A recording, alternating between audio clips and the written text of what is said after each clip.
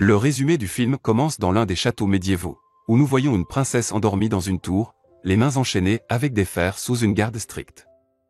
Lorsqu'elle se réveille, la princesse se souvient que la dernière chose qui lui est arrivée est qu'elle a senti une odeur étrange qui l'a endormie, et depuis ce temps, elle est en état de sommeil jusqu'à maintenant. La princesse se lève et marche dans la pièce à la recherche de toute issue, mais découvre que la chambre est très haute et qu'il n'y a aucune sortie. Pendant ce temps, elle entend les voix des gardes et fait semblant de dormir pour connaître leur intention. L'un des gardes s'approche d'elle en essayant de la toucher, mais elle se réveille soudainement et le frappe. L'autre garde rit et se moque de sa force parce qu'elle est une fille, inconsciente de la capacité de combat de la princesse. Pendant qu'il se moque d'elle, la princesse parvient à délier ses chaînes de fer et attaque les deux gardes ensemble, ce qui les surprend par ses capacités de combat. Elle utilise une épingle à cheveux longs pour frapper l'un des gardes dans l'œil. Lorsque l'autre garde voit ce qui est arrivé à son camarade, il tire son épée et l'attaque, mais elle se défend avec habileté. Un combat s'engage entre eux, et lorsque le garde s'approche de la fenêtre, la princesse l'attaque et le pousse, il tombe d'une grande hauteur et meurt. La princesse prend la clé dans la poche du garde étendu sur le sol et s'échappe de la pièce. En descendant de la tour, elle jette un coup d'œil par la fenêtre et voit son père le roi, sa mère, et sa petite sœur Violette ligotée et jetée à terre. Julius apparaît avec son assistante Moira, et Julius dit au roi, « Tu es la cause de cette situation, c'est toi qui as rendu le royaume faible. Mais maintenant, je serai le roi, et je te tuerai, toi et toute ta famille. Mais d'abord, je dois épouser ta fille aînée afin que je puisse être le souverain légitime et que le peuple m'accepte. » Jusque-là, Julius ordonne que toute la famille royale soit emprisonnée. La princesse a tout vu d'en haut et s'est blâmée lorsqu'elle s'est souvenue quelle était la raison pour laquelle les choses en étaient arrivées à cet état lorsqu'elle a accepté d'épouser Julius de force, n'a pas terminé sa cérémonie de mariage et s'est enfuie. Elle se reproche constamment d'avoir causé la perte de sa famille de cette manière. Alors qu'elle contemple ce qui se passe, un garde géant entre dans la salle. La princesse se cache immédiatement pour ne pas être vue, mais elle fait un bruit par accident qui attire l'attention du garde. Bien qu'il ait entendu le bruit, il n'y prête pas attention. Dès que le garde quitte la salle, la princesse le suit rapidement. Mais le garde se cachait, alors il l'a attrapée et la soulève, essayant de l'étrangler, mais elle essaie de toutes ses forces de lui échapper et le frappe en essayant de se défendre, mais en vain à cause de sa taille imposante. Mais en utilisant son intelligence, elle parvient à le pousser contre le mur plusieurs fois. Ensuite, elle utilise son casque pour le tuer. En même temps, Julius découvre le corps du garde qui est tombé de la tour et commence à soupçonner que la princesse en est responsable en raison de la distance de la chute du garde, qui correspond presque à la distance de la salle de la princesse. Julius ordonna d'intensifier la garde et de la répandre dans tout le palais, mais la princesse, grâce à son éducation au château, sait utiliser des passages secrets pour se déplacer. Elle entre dans les tunnels cachés dans les murs et se cache loin des yeux des gardes qui patrouillent partout, jusqu'à ce qu'elle atteigne sa chambre. Là, elle prend son épée et se remémore ses entraînements passés avec Lynn lorsqu'elle était enfant, où elle avait appris toutes les techniques de combat. À ce moment-là, quelqu'un apparaît, et Lynn dit qu'il s'appelle Kai, l'un des conseillers fidèles du roi et aussi l'oncle de Lynn, qu'il avait entraîné auparavant, et qu'il est un guerrier légendaire. L'un informe la princesse que l'exercice d'aujourd'hui sera spécial et unique, car elle s'entraînera seule contre deux adversaires. Avec le temps, la princesse progresse de manière significative et parvient à les vaincre tous les deux. Après la séance d'entraînement, Kai s'approche de la princesse, portant une épée précieuse. Il lui dit fièrement que c'est l'ancienne épée de sa famille, et il s'est juré de ne donner cette épée qu'à un guerrier digne. Et maintenant, après que la princesse a prouvé sa valeur, il lui remet l'épée. La princesse prend l'épée et décide de confronter Julius pour mettre fin à la guerre. Elle se faufile à travers les passages secrets du château jusqu'à la pièce où se trouve Julius. Elle l'a entendu comploter avec Moira pour tuer le roi après avoir pris le pouvoir. Silencieusement, la princesse enfonce son épée à travers le mur en direction de Julius, mais heureusement pour lui, l'un des gardes l'a appelé et lui a dit que le roi voulait lui parler. Julius se rend auprès du roi, qui semble en colère à cause de la mauvaise situation du royaume, et l'accuse de trahison. Mais Jules croit que le roi est le traître, car il lui a promis d'épouser sa fille et n'a pas tenu sa promesse. Pendant leur discussion, la princesse essaie de s'échapper de son cachette, mais elle tombe sur un garde en armure. Elle tente par tous les moyens d'éloigner le garde sans succès, puis décide finalement de lui jeter de l'alcool et de l'enflammer avec une bougie. Le garde souffre et finit par tomber par la fenêtre, atterrissant près de Julius. Moira dit à Julius que celui qui a fait cela connaît bien le château et s'y déplace librement, il semble que ce soit la princesse. Moira ordonne de poster des gardes partout pour capturer la princesse vivante, car ils ont besoin d'elle pour la cérémonie de mariage. Les gardes ont exécuté l'ordre et se sont répandus dans tout le château en très grand nombre. Un groupe d'entre eux rencontre la princesse et le combat commence.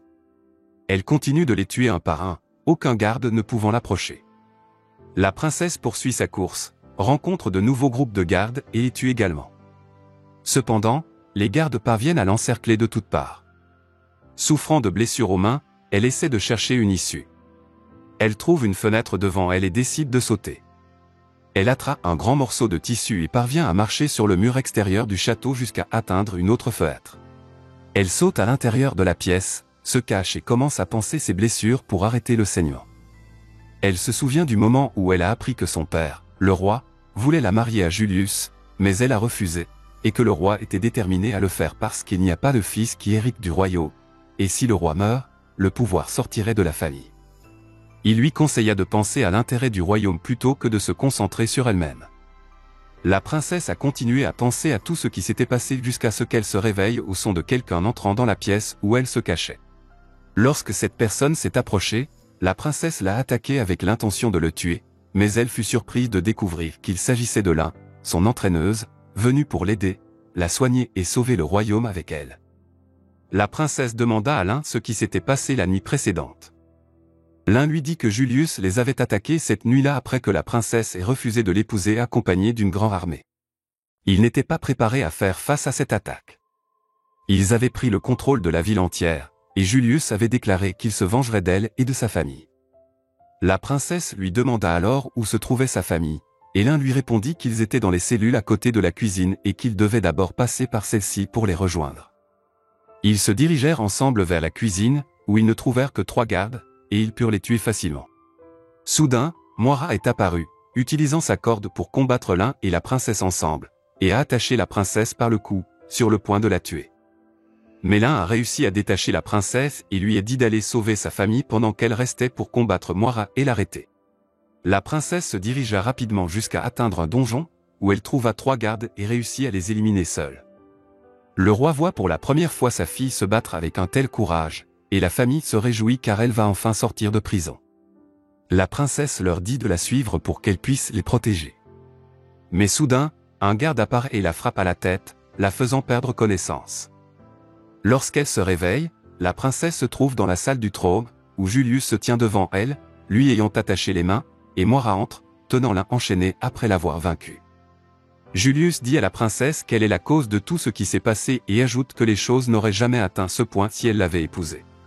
La princesse répond qu'elle épousera Julius seulement pour le tuer pendant son sommeil et venger sa famille.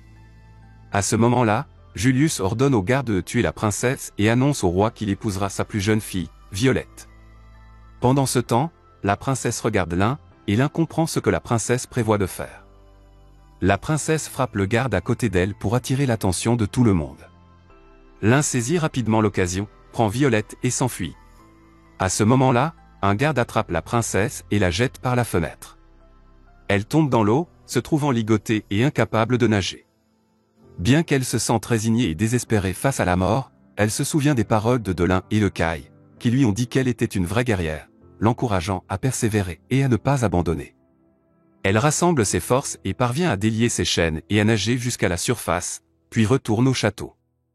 En arrivant, elle est surprise de rencontrer un autre garde sur son chemin, mais découvre qu'une statue est tombée sur lui et l'a tué. Elle réalise que c'est Violette qui en est responsable, ayant déplacé la statue avec Lin. Ensuite, les 3 se dirigent vers un refuge secret préparé par la famille royale en cas de siège, équipé de toutes les armes et armures nécessaires. Lin demande à Violette de rester dans cet endroit et de ne pas bouger pour assurer sa sécurité. Pendant ce temps, Julius a rassemblé tout le monde dans la salle de mariage pour commencer la cérémonie de mariage avec Violette. Les prêtres lui disent que la présence de Violette est indispensable, alors Julius ordonne à ses gardes d'intensifier leurs recherches pour la trouver. Au même moment, la princesse et Lin est arrivée et a commencé à tuer tous les gardes debout devant la salle du trône. Moira se dirige vers elle pour les affronter, tandis que tous les conseillers du roi à l'intérieur de la salle sont pieds et poings liés. Les conseillers sont surpris de voir Violet ramper vers eux avec un couteau. Elle s'approche et donne le couteau à Kai, qui se libère et libère les autres. Kai se lève et ordonne à tout le monde de commencer à se battre. Le premier à se diriger vers Julius est le roi lui-même, mais Julius parvient à le frapper avec une épée, blessant ainsi le roi. Pendant ce temps, la princesse est engagée dans un combat féroce contre Moira.